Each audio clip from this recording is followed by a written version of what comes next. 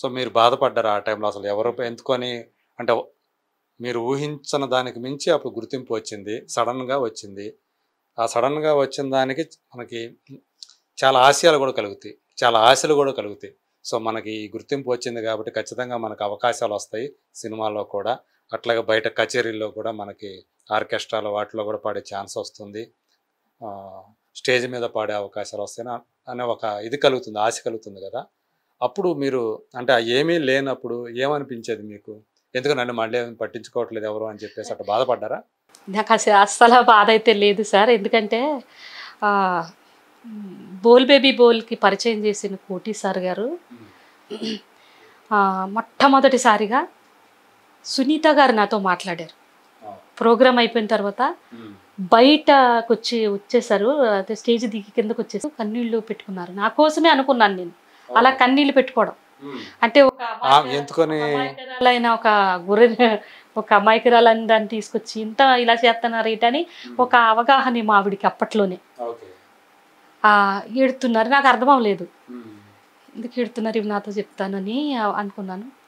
దీన్ని చూసి నువ్వు ఆనందపడిపోకు, అలాగని ఇదే ప్రపంచంలో నువ్వు ఉండిపోకు, ఇదే ప్రపంచంలో ఉండిపోకు, ఇది నిజం కాదు, ఊహల్లో బతకొద్దు అని ఆమె అప్పుడు చెప్పారు. కాకపోవచ్చు అవ్వచ్చు, మీరు వచ్చిన రంగుల ప్రపంచానికి లోబడిపోకు. వచ్చారు, పాడారు, ఇది ఒక ఆనందం, ఇది ఒక ఇదే అనుకోండి, ఒక సినిమా చూసినట్టే అనుకోండి. దీనికోసం మీరు ఐరానా పడిపోయి ఇది లేకపోయినంత ఇది ఎప్పుడైనా మీకు ఇది దూరమైనప్పుడు మీ జీవితం ఏడవద్దు, ఇంతే సంతోషంలో ఇప్పుడు ఎలా అయితే వచ్చారో అప్పుడు కూడా అలాగే ఉండండి అనే ధైర్యం నాకు ఇచ్చారు. ఆ రోజు నాకు అర్థం అవ్వలేదండి. ఒక జీవిత సత్యాన్ని చెప్పారు ఆమె. ఎందుకంటే ఆమెకు కూడా అనుభవాలు ఉన్నాయి కదా. ఆవిడ అనుభవం కాదో తెలియదు కానండి, ఎందుకంటే వారు చదువుకున్న వారు అంటే ఎంతో మందిని చూసి ఉంటారు కదా, చూసుండొచ్చండి. అంటే అప్పుడు నా స్థితి ఎలా ఉంటుందో ఆవిడ ఊహించేశారు సునీతమ్మ గారు. ఆవిడ నాకు చెప్పడం అప్పుడు అర్థం కాలేదండి. ఇప్పుడు ఎందుకు చెప్తున్నారో అనుకున్నారు అప్పుడు. ఇప్పుడైతే జరుగుతుందండి. ఓకే, ఆమె చెప్పినట్టే జరుగుతుంది. ఆ జరిగే దాంట్లో నేనైతే కుంగిపోలేదండి, బాధపడలేదు, ఏడవలేదండి. ఎందుకంటే నిజంగానే నేనేం కోరుకోలేదు ఈ జీవితాన్ని.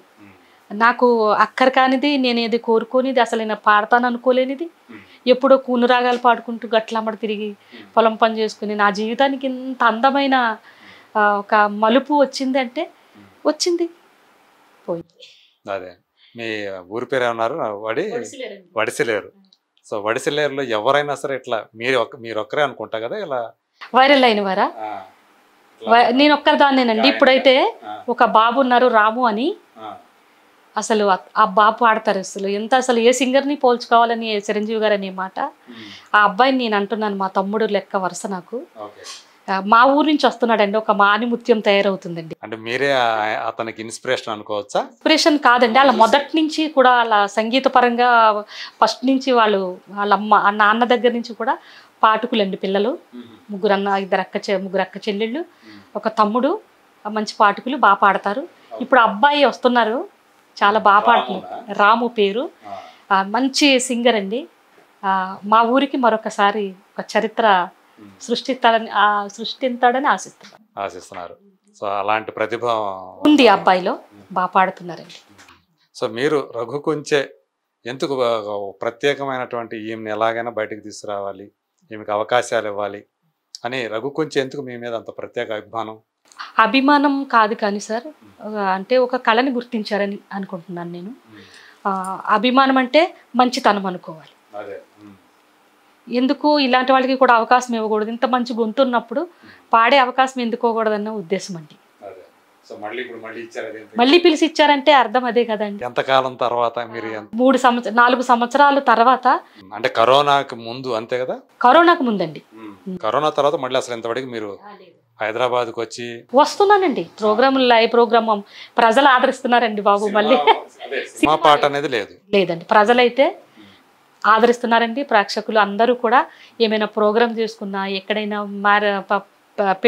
పెళ్ళిళ్ళు ఫంక్షన్ జరిగినా, వాళ్ళ ఇంట్లో ఏదైనా జరుగుతున్నా అప్పుడు గుర్తు బేబీ అనే ఒక సింగర్ ఉంది కదా అని గుర్తుకు వస్తున్నారు, పాటించి తగినంత సాయం చేస్తున్నారండి. అలా అవి అయితే ఆగలేదు, అవి వస్తానే ఉన్నాయి. అసలు ఆగలేదండి. బతకడానికైతే నాకు ఏ ఆటంకం లేదు, సినిమా దాకా వెళ్ళలేదు అనేది ఉంది. బాధపడతలేదు కానండి, వస్తే ఆ పాడాలనే ఆశ ఉంది. ఓకే. సో ఇప్పుడు మీరు అంటే కేవలం అప్పుడు దుబాయ్ మస్కట్ వెళ్ళారు కదా, ఇక వేరే ఏ దేశాలకు వెళ్ళారు? మస్కట్ వెళ్ళానండి, దుబాయ్ వెళ్ళానండి, ఢిల్లీ ఏపీ భవనంలో ప్రోగ్రామ్ ఇచ్చానండి, బెంగళూరు వెళ్ళానండి, హైదరాబాద్కి వెళ్ళా, అదేమి బొంబాయి వెళ్ళానండి. సో అక్కడ అన్ని పాటలు పాడారు అక్కడ? అన్ని దేశాలు తిరిగాను, పాటలు పాడానండి, పాడించుకున్నారు. అంటే ఒక 5-6 పాటలు అంటే నిలబడి ఒక 5-6 పాటలు గుర్తుగా పాడేస్తానండి. ఇప్పుడు మళ్ళీ హైదరాబాద్కి ఎందుకు వచ్చారు? అంటే రఘు కొంచెం పిలిచినందువల్ల వచ్చారా, లేకపోతే వేరే కారణం? ప్రైవేట్ ఆల్బమ్ 3 సంవత్సరాల కిందట మట్టి మనిషినండి నేను అనే ఒక పాటను ఉద్దేశించుకుని ఆమె ఇది రీతిగా వచ్చారు కనుక ఆవిడికి ఇలాంటి పాట ఇంకొక పాట మనం పాడించుకోవాలన్న ఉద్దేశంతో 3 సంవత్సరాల కిందట లిరిక్ రాసుకుని ఉంచుకున్నారండి, ఒక ట్యూన్ చేసుకుని. ఒక తమ్ముడు శ్రీను అని అంటున్నారు ఆ తమ్ముడు పేరు. అయితే నన్ను పిలిపించిన తమ్ముడైతే ఒక్కసారి ఇక్కడైతే వివేకానంద గారు ఉన్నారు. ఇక్కడ వివేకానంద గారు ఆయనే పిలిపించారండి నన్ను. కర్త కర్మ తమ్ముడే. అయితే ఇక్కడ ఒక మ్యూజిక్ స్కూల్ నడుపుతున్నారు, టీచర్ కూడా అతను. అప్పటి నుంచి చాలా అభిమానం. అంటే ఆ వైరల్లో నేను దొరకలేదు. ఆ తర్వాత కూడా పాపం కొంచెం ఫైనాన్షియల్గా నాతో డబ్బులు ఇచ్చి పాడించడం అంటే కష్టమని కొంతకాలం ఆగిపోయారు. ఆ తర్వాత ఇప్పుడు అవకాశం వచ్చిందండి. అద్భుతమైన పాట అండి అసలు. ఆ పాట ఒక మట్టి మనిషి అనే కాదు, పడిపోయి అలా అలలు పడిపోయి మరి తిరిగి ఎలా లేచాయో అలాగే ఆ పాటను కూడా నాకు అంటే పడి లేచిన కెరటం అంటారు కదా, అట్లానా? అదే భావం అండి. ఆ పాట అంత కష్టమైన పాట అండి. పాడగలుగుతారు ఇప్పుడు మా కోసం ఒక లైన్? లేదండి, లేదు, రిలీజ్ అయ్యే వరకు పాడకూడదన్న.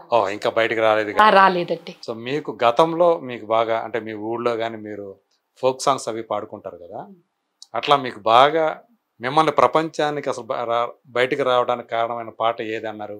ఓ చెలి అని అన్నారు కదా, అలాగే ఫోక్ సాంగ్స్ ఏమైనా ఉండే? ఫోక్ సాంగ్స్ అంటే మా ఆంధ్రాలో అంతగా ఉండవట్టి, తెలంగాణలో ఉన్నట్టుగా పొలం పనులు చేసుకుంటూ గట్ట ఏమి ఫోక్ అయితే మేము వచ్చేసరికి లేవు.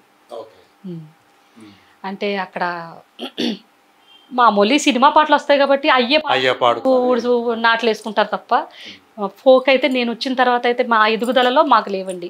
పూర్వీకులు ఎప్పుడైనా పాడేవాళ్ళేమో వాళ్ళు మాకు నేర్పలేదు. ఇప్పుడు ఈ మధ్య కాలంలో ప్రైవేట్ సాంగ్స్ అవి పాడుతున్నారు కదా, ఏమైనా జ్ఞాపకం ఉన్నాయా?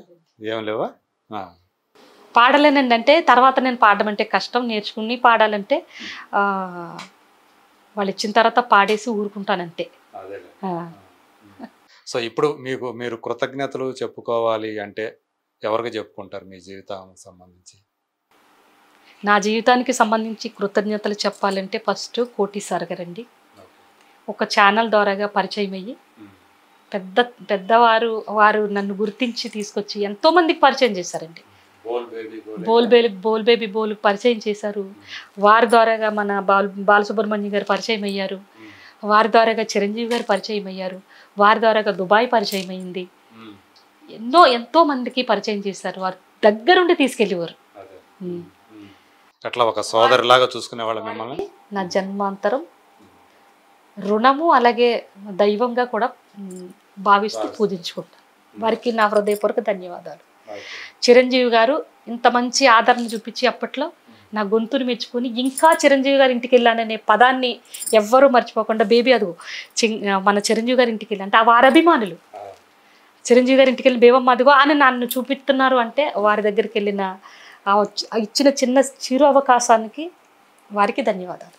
కొంచెం అసంతృప్తి ఉందేమో చిరంజీవి గారి సినిమాలో పాట పాడే మా అన్న గుర్తు చేసుకుంటారు ఈ ఛానల్ ద్వారా, మన ఛానల్ ద్వారా తప్పకుండా ఈ ఛానల్ చూసి మా అన్న వదిన మళ్ళీ నన్ను పిలిపిస్తారు. ఎన్ని సంవత్సరాలు అయింది? 5 సంవత్సరాలు అయింది. 5 సంవత్సరాలు అయింది వెళ్ళి. తర్వాత మళ్ళీ వెళ్ళానండి.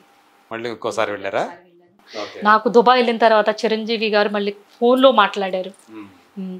అప్పుడు విధేయ రామ సినిమా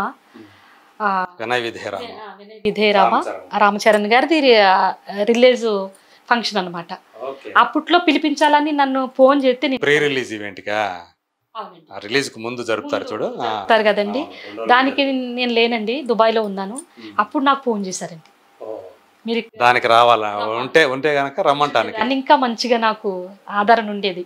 దానికి వచ్చుంటే మిస్ అయినందుకు చాలా అంటే చాలా బాధపడ్డాను. ఆ తర్వాత మళ్ళీ వెళ్ళానండి, దుబాయ్ నుంచి వచ్చిన తర్వాత మళ్ళీ వెళ్ళాను. చిరంజీవి గారిని చూశాను, అమ్మగారిని చూశాను. చాలా అంటే చాలా మళ్ళీ అదే ఆదరణ ఖచ్చితంగా మీరు ఎప్పుడైనా రండి ఇక్కడికి.